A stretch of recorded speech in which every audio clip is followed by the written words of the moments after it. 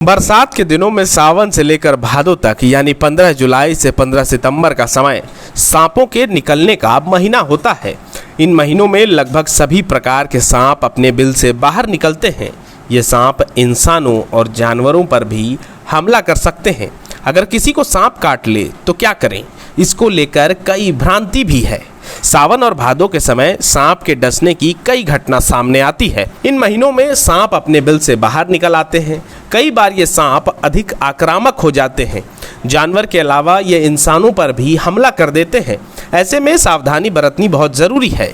सांप ज़्यादातर नमी वाले जगहों पर, झाड़ियों के अलावा अन्य स्थानों में भी पाए जाते हैं। ग्रामीण इलाकों में लोगों को इन 2 महीनों में विशेष सावधानी बरतनी चाहिए। स्नेक मैन ऑफ हजारीबाग के नाम से जाने जाने वाले मुरारी सिंह बताते हैं, रात को सोते समय अपने हाथ पैर कंबल या चादर में रखें और जमीन पर न लटकाएं। रात को जमीन पर न सोएं। जब भी खेत में जाएं तो सावधानी बरतें और जूतों का उपयोग करें। उनका यह भी कहना है कि कौन सा सांप विषैला है या नहीं, इसकी जानकारी आम इंसान को नहीं होती है। इस कारण जब भी सांप काटे तो बिना समय बिताए अस्पताल पहुंच जाएं। झाड़ फूक के चक्कर में कभी ना पड़ें। उन्होंने यह भी जानकारी दी कि हजारीबाग में लगभग 25 प्रकार के सांप पाए जाते हैं, जिसमें अधिकतर सांप विषहीन हैं। कुछ सांप जहरीले होते हैं, परंतु सावधानी बरतने एवं सांप के डसने के बाद समय से अस्पताल पहुंचने पर उसका इलाज भी संभव है। हजारीबाग और आसपास के इलाके में लगभग 25 से 26-27 तरह के सांप मिलते हैं। तो उसमें 7 को आप छोड़ दीजिएगा तो बाकी सब विषहीन है। अगर आपको काट लेता है तो लोगों को पता नहीं चलता, सांप को सही से पहचानते नहीं। तो उसका एक बहुत अच्छा सा उपाय है कि अभी हर आदमी के पॉकेट में एंड्रॉइड है। स्नेक बाइट हुआ, अगर मुझे हुआ तो मैं भी ले सकता हूँ, या मेरे किसी पहचान के लोगों का हमारे सामने हुआ तो उसकी आप फोटो खींच लीजिए।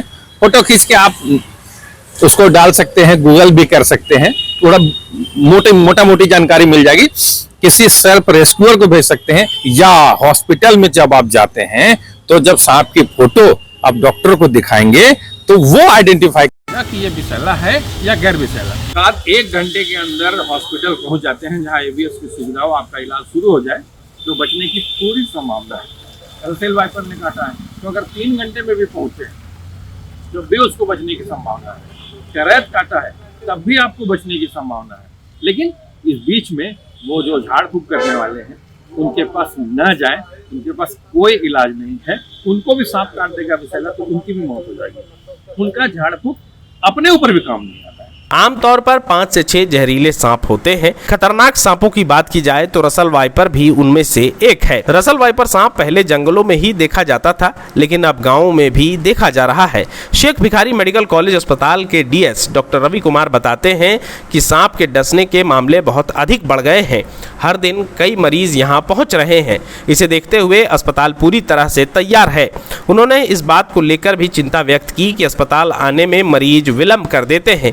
कई बार ओझा के चक्कर में पड़ जाते हैं, जिस कारण मरीज की मृत्यु भी हो जाती है। ऐसे में सांप जब भी काटे तो सबसे पहले अस्पताल पहुंचे। दर्द दंश के मामले तो बढ़ रहे हैं, आ रहे हैं, काफ़ी पेशेंट्स आ रहे हैं। और अस्पताल के दृष्टिकोण से देखें तो हम लोग पूरी तरह से तैयार हैं। हमारे पास एंटी स्नेक वेनम पर्याप्त मात्रा में है, उसकी कोई कमी नहीं है। और उसके अलावा जो सपोर्टिव ट्रीटमेंट होता है उसकी भी कोई कमी नहीं है।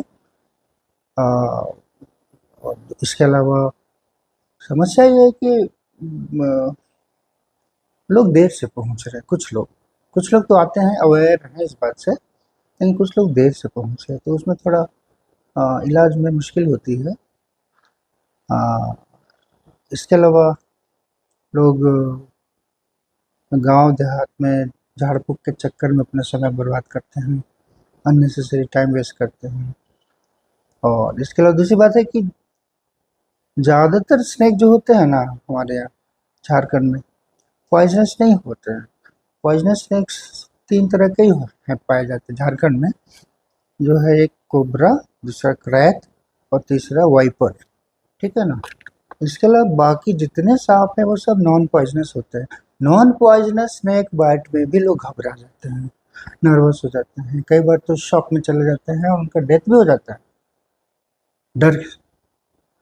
तो ये सब बात पब्लिक में अवेयरनेस फैलाने के लिए हम लोगों ने पहले एक पोस्टर बनाया हुआ था ओपीडी में, कि ये स्नेक्स पॉइजनस है और ये नॉन पॉइजनस है ना।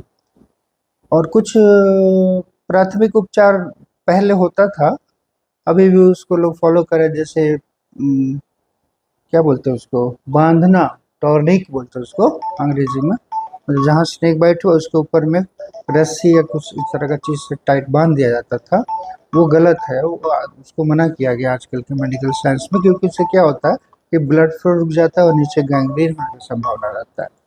दूसरा चीज़ है कि वो लोग जो बाइट का साइट है उस पर कट कर देते हैं ब्लेड से या किसी भी चीज़ से, वो भी बहुत खतरनाक है, क्योंकि कट कीजिएगा तो वेनम स्प्रेड करने का जो स्पीड है वो बढ़ जाता है।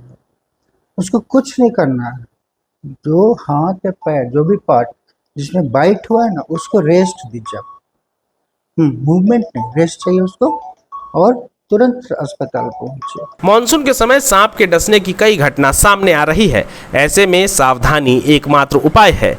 जब भी सांप डस ले तो बिना समय गंवाए अस्पताल जल्दी पहुंच जाएं। ग्रामीण लोग तो उतना पहचान नहीं पाते हैं कौन पॉइजनस है कौन नॉन पॉइजनस है, तो हमारा तो यही ग्रामीणों से ये रहेगा, वो सुझाव हमारा रहेगा कि सांप को यदि देखते हैं तो उसमें बहुत से सांप जो है काटने वाले नहीं होते हैं, जहरीले नहीं होते हैं, और बहुत सा जो है बहुत जहरीले होते हैं, तो वो अपने आप को बचाव करें और तुरंत जो है वन विभाग को सूचना दें ताकि उसको ट्रैप करके सुरक्षित जगह में पहुंचाया जा सके। सांप एक वन्य जीव है। अगर ग्रामीणों को सांप नजर आता है तो वन विभाग को सूचना दें ताकि वन विभाग की टीम सांप को रेस्क्यू कर सुरक्षित जगह पर छोड़ सके। वन विभाग के अधिकारी AK परमार ने ग्रामीणों से अपील की है कि अगर किसी स्थान पर सांप दिखते हैं तो घबराने की जरूरत नहीं है, उस सांप को मारे नहीं बल्कि उसकी सूचना तुरंत वन विभाग को दें। वहीं उन्होंने यह भी अपील की है कि सभी सांप जहरीले नहीं होते हैं, अगर जहरीले सांप को लोग पहचानते हैं